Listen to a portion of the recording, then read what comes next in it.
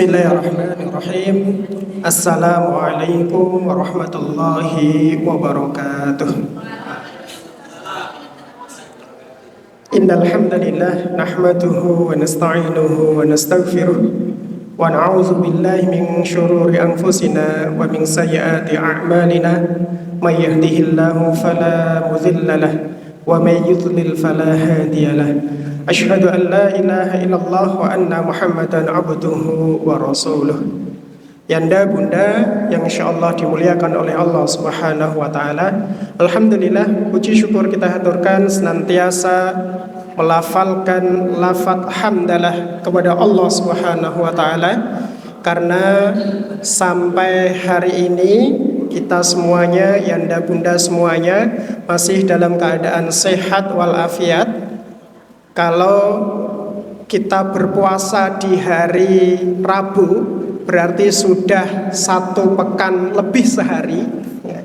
Kalau dipuasa di hari Kamis, berarti hari ini tepat 1 pekan. Alhamdulillah, Allah masih memberikan karunia kepada kita melewati 1 pekan di bulan Ramadan ini. Mudah-mudahan Allah menerima setiap amal kita yang kita kerjakan selama bulan Ramadan.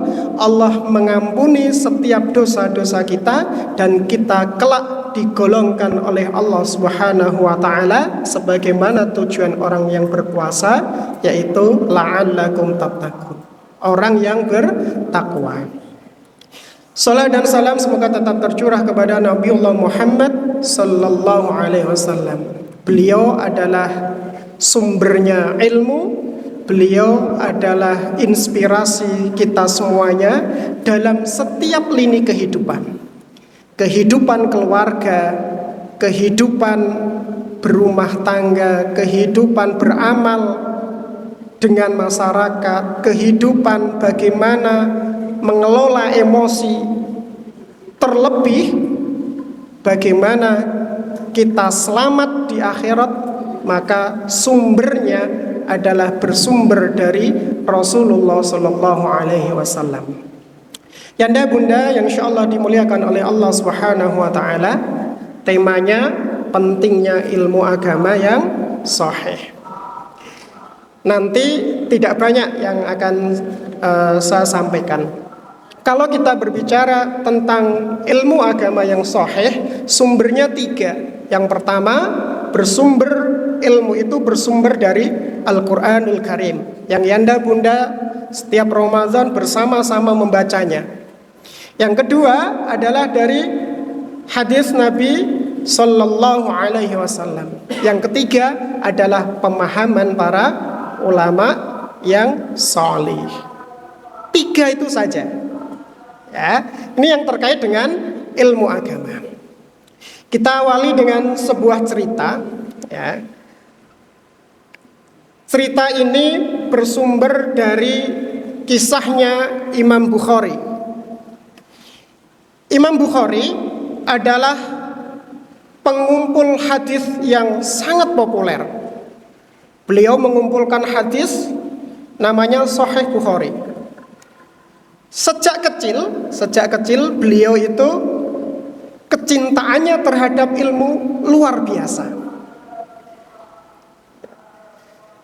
Pernah suatu hari Imam Bukhari mendengar ada seorang di jauh nan sana pernah mendengar perkataan Rasulullah Sallallahu Alaihi Wasallam. Kemudian Imam Bukhari mendatangi seseorang ini berkilo-kilo, mungkin beratus-ratus kilo. Ya, kalau yanda bunda pernah lari terpanjang berapa kilo? 3 kilo, 5 kilo, 10 kilo, setengah kilo. Ya, Imam Bukhari ini untuk mendapatkan informasi, ada seseorang yang pernah mendapatkan informasi hadis dari Rasulullah Sallallahu Alaihi Wasallam, beliau mendatangi berkilo-kilo. Kalau jarak 10 kilo lari itu bisa ditempuh dengan biasanya berapa sih? 10 kilo itu berapa jam? 3 jam gitu ya. Ya. Nah, ini beratus-ratus kilo. Kalau zaman dulu itu tidak ada kendaraan, motor, apalagi pesawat. Salah satu karunia-Nya yang digunakan oleh Imam Bukhari adalah dengan berjalan kaki. Bisa berhari-hari, berminggu-minggu, bahkan berbulan-bulan. Sampailah Imam Bukhari pada orang tersebut. Kemudian ternyata Imam Bukhari menyaksikan orang yang dikabarkan pernah mendengar hadis dari Rasulullah ini sedang memberi makan kuda. Ya, ada wadah begitu, ada kuda di sana. Gimana ya prakteknya? Pokoknya gitu ya. Wadahnya itu pokoknya digoyang-goyang atau di apa begitu ya, untuk menarik kuda itu. Ternyata dalam wadah tersebut itu tidak ada makanan. Ya, ngeprank. Maka saat itu juga Imam Bukhari tidak menjadikan hujjahnya hadisnya ini, apa yang dia dengar ini tidak dikategorikan sebagai hujjah yang sahih. Ya. Loh, kenapa? Sama hewan saja dia berbohong, apalagi bisa jadi dengan yang lain pun demikian. Ya. Yanda bunda yang dirahmati oleh Allah Subhanahu wa taala, inilah kenapa kita dalam belajar ilmu agama kita merujuknya ya, kepada hadis-hadis yang sahih. Begitu luar biasanya Imam Bukhari ini dalam mengumpulkan satu dari perkataan Rasulullah SAW, perjuangannya demikian rupa. Begitu detailnya, begitu telitinya, begitu hati-hatinya untuk memperoleh hadis ini benar atau tidak. Jamaah yanda bunda yang dirahmati oleh Allah Subhanahu wa taala, beberapa referensi yang saya dapatkan di dalam Sahih Bukhari itu ada 7.275 hadis secara pengulangan, atau sekitar 2.600-an hadis tanpa pengulangan.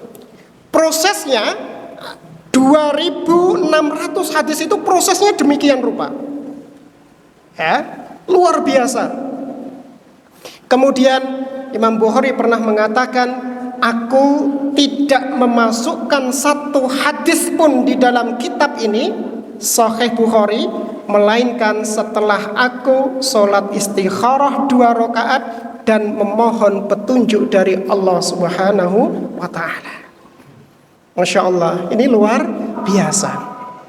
Kalau kita kembali kepada diri kita sebagai introspeksi, yanda bunda, karena kita adalah dianggap sebagai sumber ilmu bagi anak-anak kita.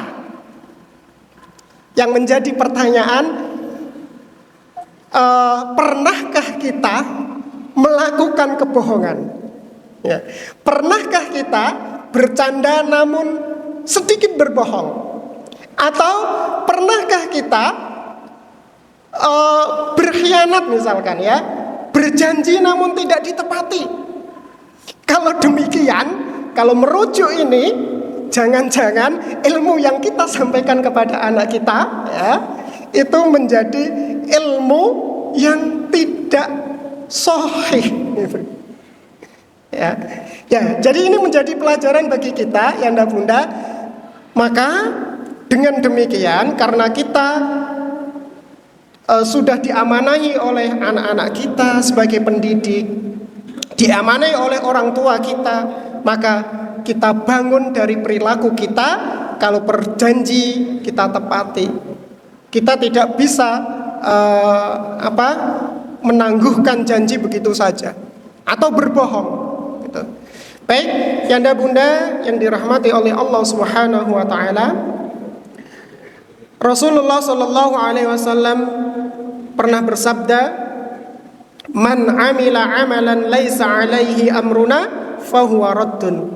Barang siapa man 'amila amalan, melakukan amal, melakukan suatu amalan laisa alaihi amruna fahuwa raddun, amalan itu tidak ada perintahnya dari Rasulullah sallallahu alaihi wasallam, fahuwa raddun, maka amalan itu tertolak. Ya. Tertolak di sini artinya adalah amalan itu tidak mendatangkan pahala dari Allah Subhanahu wa taala. Melakukan satu amalan ibadah di mana amalan itu tidak ada perintahnya dari Rasulullah sallallahu alaihi wasallam, maka amalan itu tidak bernilai ibadah, atau bahkan amalan itu bisa jadi mendatangkan dosa. Karena mengaku-ngaku beribadah, tetapi Rasulullah sallallahu alaihi wasallam tidak memberikan contoh peribadatan tersebut. Jamaah yanda bunda yang dirahmati oleh Allah Subhanahu wa taala. Nah, ini terkait dengan ibadah. Kemudian di sisi yang lain, ini cerita lagi. Pada suatu hari Rasulullah sallallahu alaihi wasallam melewati para sahabat di kebun, di sawah, di pekarangan gitu. Kemudian ternyata yang dilihat oleh Rasulullah sallallahu alaihi wasallam adalah sahabat tersebut sedang mengawinkan kurma. Kalau dalam bahasanya IPA itu apa, Bunda? Penyerbukan. Apa, Bun? Ya, sedang melakukan penyerbukan kurma. Ya. Kemudian Rasulullah sallallahu alaihi wasallam bertanya, "Apa ini? Kalian sedang ngapain ini di kebun ini?" Para sahabat menjawab, "Ya Rasul, kami sedang melakukan ini, dengan demikian kurma ini akan menjadi lebih baik." Kemudian Rasulullah sallallahu alaihi wasallam menyampaikan, "Laulam taf'alu la shaluha." Seandainya kalian tidak melakukan seperti itu pun, niscaya kurma itu tetap bagus. Nah, karena sifatnya para sahabat itu begitu sami'na wa ata'na terhadap apapun yang bersumber dari Rasulullah sallallahu alaihi wasallam, maka para sahabat di lain waktu menghentikan itu. Tidak melakukan penyerbukan kurma lagi. Ini luar biasanya para sahabat. Jadi, apapun yang bersumber dari Rasulullah sallallahu alaihi wasallam itu langsung pokoknya. Ya. Yes, sami'na wa ata'na. Nggih sendika dawuh. Maka Rasulullah para sahabat tidak melakukan lagi. Kemudian selang beberapa waktu ternyata hasil kurmanya itu jelek. Setelah itu Rasulullah SAW bertanya lagi kepada para sahabatnya, "Kenapa kurma ini bisa jelek, wahai para sahabat?" Maka para sahabat mengatakan, "Ya Rasulullah, bukankah engkau telah mengatakan yang sedemikian tadi?" Ya, Rasulullah kan pernah mengatakan ini, andaikan engkau tidak melakukan itu, kurma ini tetap bagus. Maka para sahabat pun mengatakan, "Ya Rasulullah, bukankah bahasannya itu, bukankah engkau telah melarang ini?" gitu. Maka Rasulullah sallallahu alaihi wasallam menyampaikan, "Antum a'lamu bi amri dunyakum." Antum, wahai engkau para sahabat sekalian, engkau lebih tahu urusan dunia ini.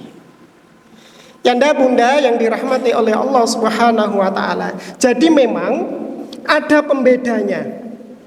Kalau untuk urusan yang bersifat peribadatan, ibadah kepada Allah Subhanahu wa taala itu syaratnya hanya dua. Yang pertama, ittiba Rasulullah sallallahu alaihi wasallam. Yang kedua adalah ikhlasun niat. Ikhlas niat.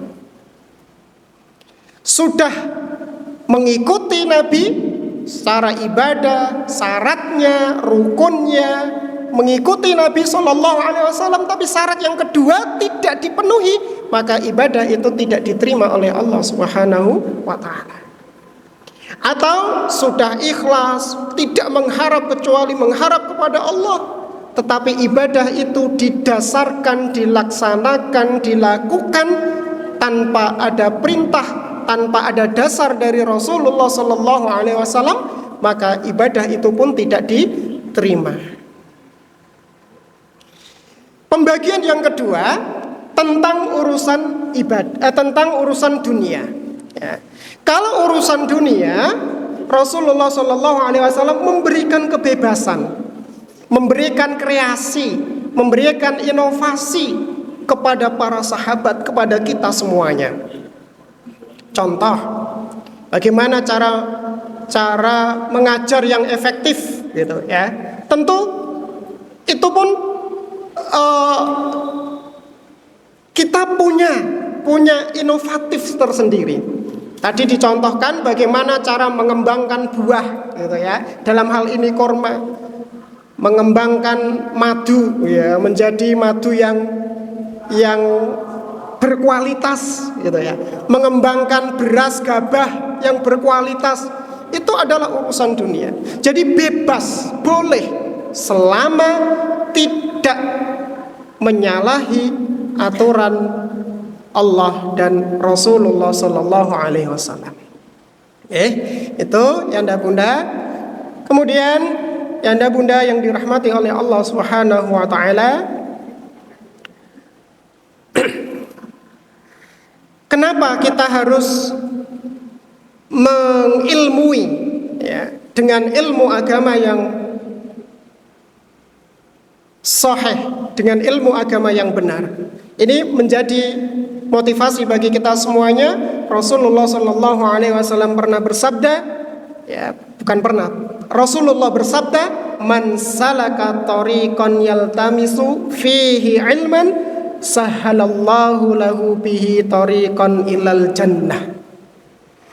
Barang siapa yang menempuh jalan untuk mencari ilmu, maka Allah akan mudahkan baginya dalam menuju surganya Allah Subhanahu wa Ta'ala. Man salaka tariqan, barang siapa yang menempuh. Yanda bunda, kalau sekarang itu kajian-kajian itu ada di mana-mana, ya. Ada yang bernuansa Jumat malam, ada yang Ahad pagi, ada yang pekanan. Itu ada di mana-mana. Tinggal kita memilihnya. Tinggal kita butuh atau tidak. Memang yanda bunda, kita harus menyempatkan, ya. Kalau kita tidak sempat, ya memang tidak sempat karena kesibukan kita. Namun hati kita akan menjadi gersang. Pengetahuan ilmu agama kita akan semakin terkikis oleh aktivitas kesibukan kita. Kita harus paksakan diri kita minimal itu dalam sepekan sekali. Cari kajian-kajian, atau setidaknya semager-magernya itu nyetel YouTube, mendengarkan kajian. Itu. Jadi kalau nyetel YouTube ini termasuk mansalaka tariqan enggak ini? Ada proses berjalannya enggak ini ya? Ya, setidaknya kita punya modal. Modalnya adalah kuota. Kalau tidak ada kuota ya tidak bisa itu. YouTube-nya muter sendiri itu ya tidak bisa. Ya.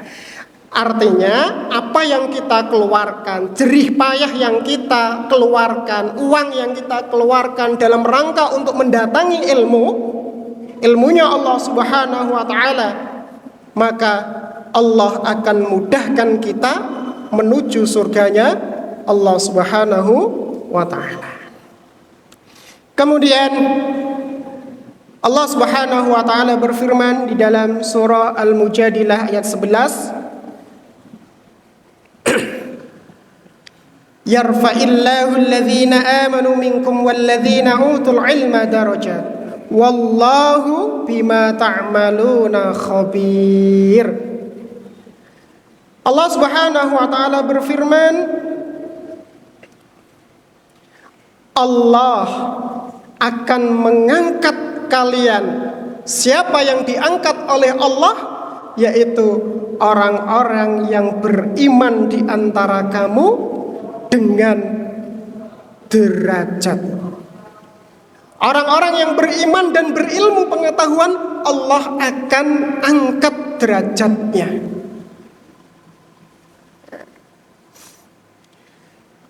Di dalam firman Allah yang lain, qul hal yastawil ladzina ya'lamuna wal ladzina la ya'lamun innama yatadzakkaru ulul albab. Adakah sama? Ya, ini Allah bertanya ini. Adakah sama orang yang berilmu dengan orang yang tidak berilmu? Bahkan ada ungkapan tidurnya orang yang berilmu itu jauh lebih baik daripada ibadahnya orang yang jahil. Jadi yanda bunda, kalau menemukan ada yanda bunda yang tertidur ya saat bekerja, itu jangan-jangan pedomannya dua ini ya. Ya, dia yanda bunda itu berilmu sehingga tidur ya, saat bekerja itu jauh lebih baik ya, daripada orang yang beribadah tapi dalam keadaan jahil ya. Apalagi di bulan Ramadan, tidur dalam keadaan bekerja, pahalanya 3. 1, bekerja itu mendapatkan pahala, tidur berpahala. Terus di dalam Ramadan itu bagian dari mana? Ya, tidak ya, boten. Gitu aja. Jadi jamaah Al-Mutahhari yang insyaallah dimuliakan oleh Allah Subhanahu wa taala. Jadi ilmu ini sangat penting sekali. Dengan demikian yanda bunda, mari kita sempatkan untuk menggali, mencari, menambah, mempertahankan pengetahuan kita tentang ilmu. Kalau di dalam ilmu agama tentu berdasarkan dari tuntunan Rasulullah sallallahu alaihi wasallam. Kalau ilmu dunia, Rasulullah sallallahu alaihi wasallam memberikan kebebasan untuk berinovasi, untuk kreatif mengembangkan dunia ini selama tidak bertentangan dengan ketentuan Allah dan Rasulnya. Baik, demikian yanda bunda yang dapat kami sampaikan. Ada kurangnya mohon maaf yang sebesar-besarnya. Assalamualaikum warahmatullahi wabarakatuh.